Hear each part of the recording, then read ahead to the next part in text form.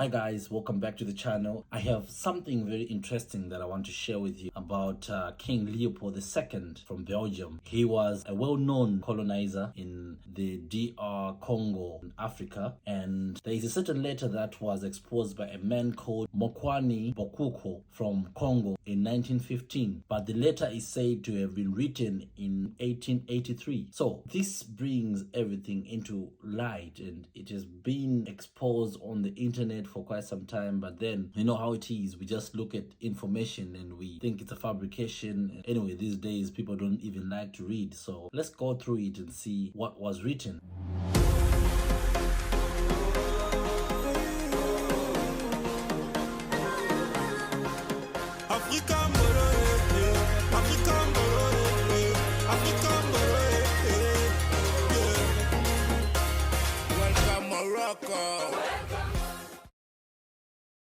Reverends, fathers, and dear compatriots, the task that is given to fulfill is very delicate and requires much tact.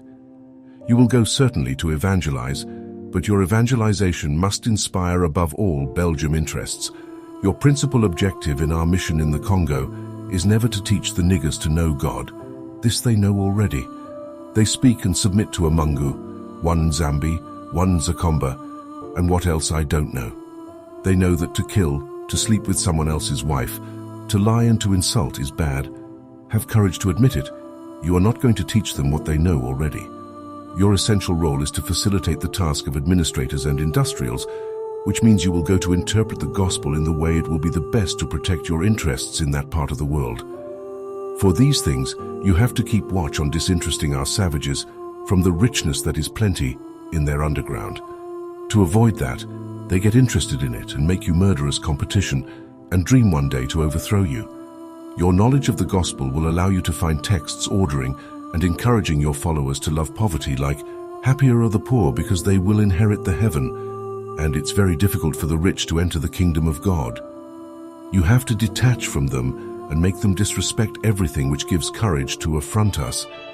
I make reference to their mystic system and their war fetish, warfare protection, which they pretend not to want to abandon, and you must do everything in your power to make it disappear. Your action will be directed essentially to the younger ones, for they won't revolt when the recommendation of the priest is contradictory to their parents' teachings. The children have to learn to obey what the missionary recommends, who is the father of their soul. You must singularly insist on their total submission and obedience. Avoid developing the spirit in the schools. Teach students to read and not to reason. There, dear patriots, are some of the principles that you must apply. You will find many other books which will be given to you at the end of this conference. Evangelize the niggers so that they stay forever in submission to the white colonialists, so they never revolt against the restraints they are undergoing. Recite every day, happy are those who are weeping because the kingdom of God is for them, and make sure that niggers never become rich. Sing every day that it's impossible for the rich to enter heaven. Make them pay tax each week at Sunday Mass. Use the money supposed for the poor to build flourishing business centers. Institute a confessional system, which allows you to be good detectives denouncing any black that has a different consciousness contrary to that of the decision maker. Teach the niggers to forget their heroes and to adore only ours. Never present a chair to a black that comes to visit you. Don't give him more than one cigarette. Never invite him for dinner, even if he gives you a chicken every time you arrive at his house. Consider all blacks as little children and require from them to refer to you as father. My dear compatriots, if you apply to the letter all this, the interest of Belgium in the Congo will be protected for many centuries. Thank you. King Leopold II.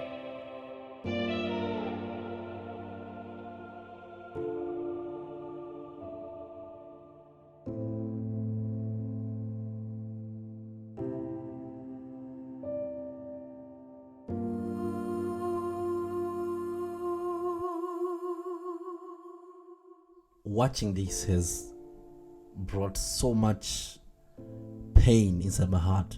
Like, how can you cut someone's arm? How can you treat someone like an animal and you feel like this is okay? Now, let's be honest.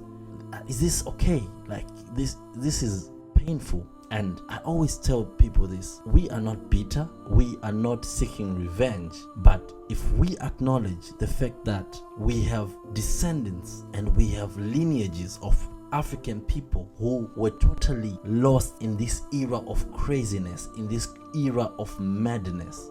And for us to confront the reality, we need to be able to say, how can we not be behind when we have lost so many years being puppies, being animals, being pets to someone? It's painful. Now you look at that and you read the passage and how denigrative it is to the African man, how denigrative it is to the African woman, the amount of hate, the amount of denigration, belittling that the African man had to go through. Now I know we're not supposed to dwell in the past. Yes, we're not. But then the same way Holocaust is talked about, why can't we confront it? Why is it the African issue is treated like it's nothing? Why is it the horrors of people like King Leopold are not spoken of? Why?